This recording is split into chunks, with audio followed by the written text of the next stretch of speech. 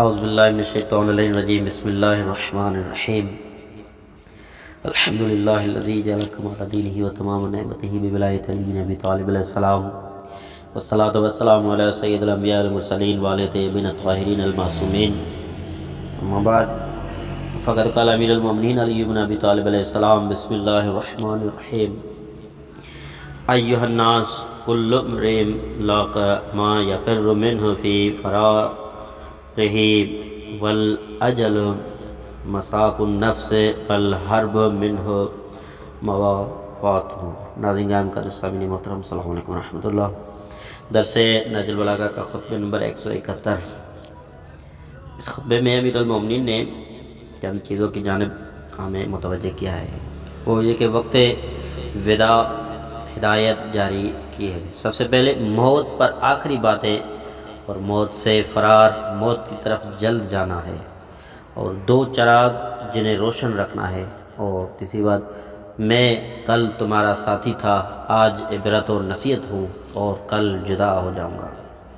پھر تم مجھے یاد کرو گے، میری قدرت و منزلت پہچانو گے۔ انا للہ و انا الیہ راجعون، اور ہم سب اللہ کے لیے ہے اور ہمیں اسی کی طرف پلٹنا ہے۔ آئیے خطبے میں چلتے ہیں۔ مولا فرماتے ہیں، اے لوگو، ہر شخص بھاگتے رہنے کے باوجود اسی چیز کا سامنا کرنا پڑے گا جس سے وہ بھاگتا اور بچتا رہا، اور مدت زندگانی دراصل اپنے نفس کو موت کی طرف ہانکنے میں صرف ہوتی ہے، اور موت سے بھاگنا حقیقتاً موت کی طرف بڑھنا ہے۔ میں نے خود موت کے پوشیدہ رازوں اور مصلحتوں کو سمجھنے میں بہت کافی دن صرف کیے ہیں، مگر اللہ نے ان رازوں کو پوشیدہ رکھنے کے سوا اور کچھ نہ چاہا۔ افسوس ہے کہ یہ خزانہ میں پوشیدہ علم ہے۔ تمہیں میری وصیت یہ ہے کہ تم اللہ کے ساتھ کسی بھی چیز کو شامل و شریک نہ کرنا، اور محمد صلی اللہ علیہ وآلہ وسلم کی سنت کو ضائع نہ کر ڈالنا۔ چنانچہ تمہیں چاہیے کہ تم ان دونوں ستونوں کو برقرار اور قائم رکھو، اور ان دونوں چراغوں کو روشن کیے رہو، یعنی پورا دین اللہ اور سنت رسول میں ہے، اور تم پر کوئی الزام اور برائی اس وقت تک عائد نہیں ہوتی جب تک تم لوگ ان دونوں ستونوں سے الگ اور منتشر نہیں ہو جاتے۔ تمہیں تمہاری جدوجہد اور قوت و وسعت کے مطابق ذمہ داریاں دی گئی ہیں، اور نادانی اور لا علمی کو ملحوظ رکھ کر کم سے کم بوجھ ڈالا گیا ہے، اس لیے کہ تمہارا پروردگار رحیم ہے۔ دین برقرار رہنے اور امام ذاتی علم رکھتا ہے، یعنی دین برقرار رہنے والا اور امام ذاتی علم رکھتا ہے، اور میں کل تک تمہارا ساتھی اور حاکم تھا، اور آج تمہارے لیے عبرت اور سبق آموزی کا ذریعہ ہوں، اور کل تم سے جدا ہو جاؤں گا، اور اللہ مجھے اور تمہیں بخش دے۔ اگر اس لرزش میں مبتلا دنیا میں جما کر پیر رکھنے کی جگہ مل جائے تو یہی مقصد و مدعا ہے، اور اگر قدم نہ ٹھہرے اور ڈگمگا جائیں تو یہ تو ہو ہی سکا کہ ہم اس دنیا میں درختوں کی چھاؤں میں اور ہوا کی گزرگاہوں میں اور گھنے بادلوں کی چھاؤں میں رہتے ہیں، لیکن رفتہ رفتہ وہ بادل فضا میں منتشر ہو گئے، اور وہ ہوائیں بھی چلا کر نابود ہو گئے، یعنی ہم موت کی آغوش میں پہنچ گئے۔ یوں سمجھو کہ میں تمہارا ایک پڑوسی تھا، لہذا میرا یہ بدن چند روز تمہارے پڑوس میں رہتا رہا، اور انجام یہ ہوا کہ اب تم مجھے ایک بے روح اور بے جان جسم پاؤ گے جو حرکت کرتے کرتے رک گیا اور بولتے بولتے چپ ہو گیا، تاکہ میرا یہ بے حس و حرکت ہو جانا، آنکھوں کا بند ہو جانا اور اعضاء کا جواب دینا تمہیں واضح اور اثر انگیز نصیحت کر دے۔ چنانچہ عبرت حاصل کرنے والوں اور سبق لینے والوں کے لیے یہ صورتحال دل میں اتر جانے والی گفتگو اور سنی سنائی باتوں سے زیادہ اثر ڈالنے والی ہوگی۔ میں تم سے اسی حالت میں ودا ہو رہا ہوں جیسے وہ شخص جدا ہوتا ہے جو کسی سے جا کر ملنے کے لیے بے چین ہو۔ کل تم میرے دور کے دنوں کو یاد کرو گے، میری قلبی حالت اور پوشیدہ اسکیمیں کھل کر تمہارے سامنے آ جائیں گی۔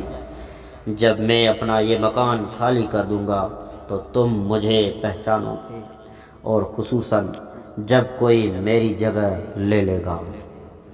خطبہ نمبر 172۔ اس خطبے میں رسول اللہ کے ہوتے ہی ایک گروہ اپنے سابقہ دین کی طرف پلٹ گیا، یعنی اور اسلام کے خلاف مذاہب بنا لیے، اور جلدی مچا کر حاصل کرنا اور مل جانے پر پچھتانا غلط ہے،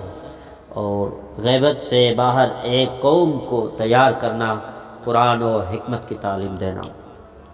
آئیے خود میں چلے۔ مولا فرماتے ہیں اور انہوں نے دائیں بائیں چاروں طرف سے وہ تمام طریقے و مسالک جمع کیے جن کا نشانہ اور زد حقیقی مذہب کو چھوڑنا اور ہدایت اور رشد کی جگہ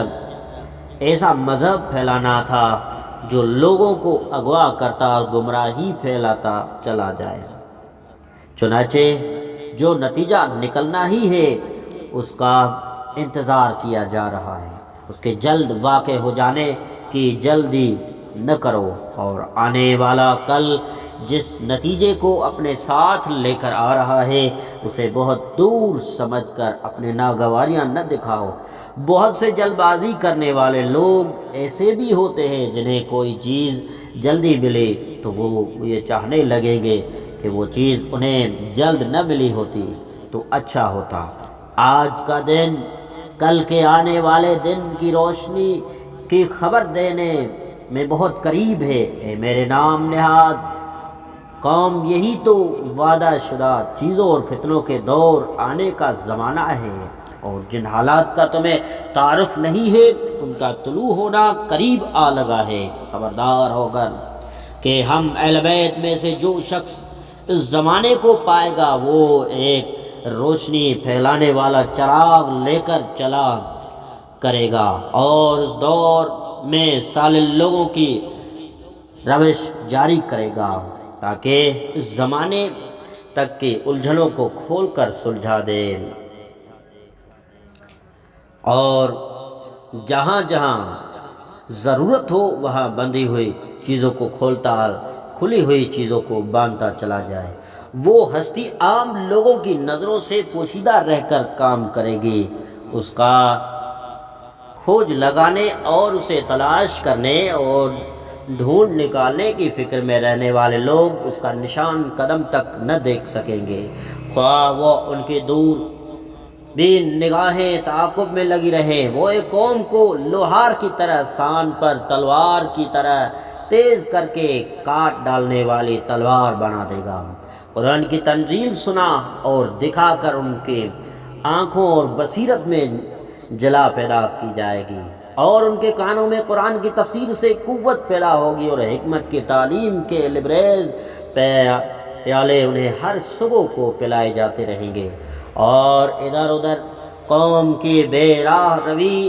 طویل ہوتی چلی جائے گی تاکہ وہ اپنی رسوائی کی تکمیل کر لیں اور اپنے اوپر سختیوں کا استحقاق پیدا کر لیں، یہاں تک کہ جب مقررہ مدت خاتمے کے قریب پہنچی اور اس قوم نے فتنہ انگیزی میں راحت و چین محسوس کی اور وہ جنگ کرنے کے لیے تیار ہو کر اٹھ کھڑے ہوئے، تب بھی اس قوم سے جنگ کرنے میں صبر کا مظاہرہ کر کے اہل ایمان اللہ پر احسان نہ جتاتے تھے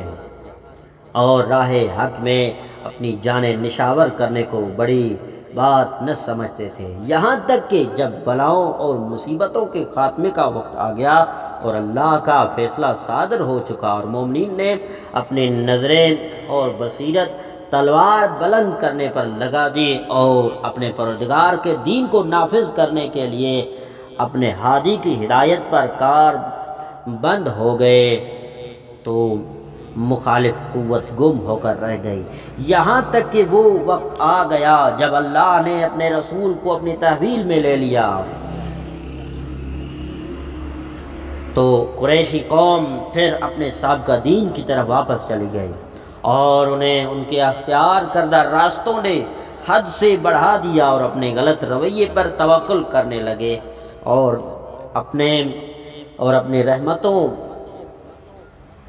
اپنے رحموں کی مخالفت میں لگ گئے اور دین کے اس سبب و وسیلے سے ہجرت کر گئے جس کی مودت ان پر واجب کی گئی تھی، اور پھر انہوں نے یہ بھی کیا کہ انہوں نے حکومت الہیہ کو اس کی مستحکم بنیادوں سے ہٹا دیا تھا اور پھر خلافت کو بھی ایسے لوگوں میں قائم کر دیا جو قرآن کے خلاف عمل کرتے تھے، جو عمدن کی جانے والی اپنی رائے خطاؤں کا ذخیرہ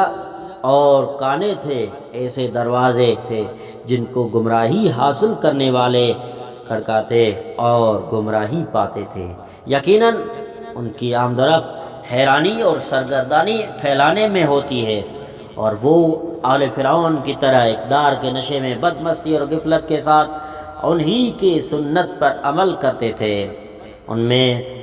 اسے ایک گروہ آخرت کو چھوڑ کر دنیا میں لگ گیا تھا اور ایک گروہ دین سے بالکل دستکش ہو کر اس کے خلاف چلنے لگا۔ والسلام علیکم ورحمۃ اللہ وبرکاتہ۔